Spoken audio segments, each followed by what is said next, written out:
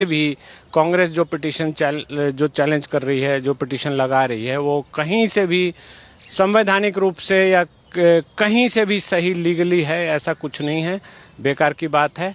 और कांग्रेस के जो लोग अभी काम कर रहे हैं, वो जाहिर सी बात है कि विदेशी ताकतों के इशारों पर ही ये काम कर रहे हैं और इनको मुंह की खानी पड़ेगी।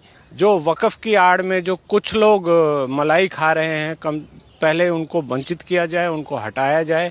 और सरकार का मतलब ये होता है कि सरकार देखे कि सबको समान अवसर मिल रहा है, सबको समानता से सारी संपत्तियों पर अधिकार देश के मिल रहा है। तो उस तरह से देखा जाए तो ये सरकार का बहुत ही स्वागत के लायक कदम है और इस दिशा में कदम आगे भी बढ़ने चाहिए। उमेश सर, वक्फ बोर्ड दोनों सदनों से पास हो चुका है, लोकसभा और राज्यसभा, जिसके बाद अब कांग्रेस ने सुप्रीम कोर्ट का रुख कर दिया है इस बिल को लेकर और कहा है कि इस बिल से कहीं ना कहीं भारतीय जनता पार्टी सरकार देश को बांटने का काम कर रही है और ये संविधान के खिलाफ है। आज जिस तरीके से कांग्रेस ने ये याचिका लगाई है और पहले भी कई बार इसी तरीके के मामलों पर याचिका लगाकर कांग्रेस ने फिर एक बार विरोध कर दिया है, तो क्या लग रहा है कि ये याचिका टिक पाएगी सुप्रीम कोर्ट में?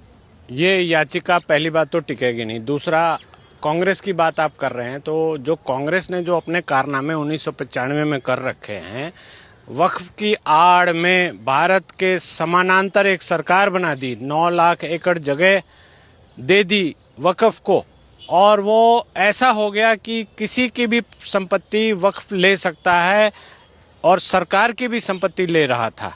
तो अब के एक्ट में इन चीज़ों को सुधार किया गया है। हमारा भारत देश एक है और यहाँ एक सत्ता चलनी चाहिए। वक्फ की कोई प्राइवेट पैरेलल संस्था सत्ता नहीं चलनी चाहिए थी, उसको सुधार किया है। जो कांग्रेस के कारनामे हैं उसको भारतीय जनता पार्टी ठीक कर रही है। तो मुझे नहीं लगता कि लीगली किसी ग्राउंड पर कैसे भी कांग्रेस जो चैलेंज कर रही है, जो पिटीशन लगा रही है, वो कहीं से भी संवैधानिक रूप से या कहीं से भी सही लीगली है, ऐसा कुछ नहीं है, बेकार की बात है।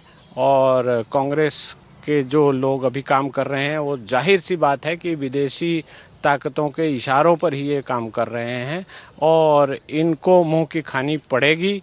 जनता ने इनको नकार दिया है, अब इनके पास कोर्ट का दरवाज़ा बचा है। कोर्ट को भी ये मिसयूज़ कर रहे हैं, झूठी बातें बोलते हैं, गलत सलत बातें बोलते हैं। तो ये कहीं ना कहीं ये बिल्कुल गलत है, हमारे देश के लिए ही गलत है।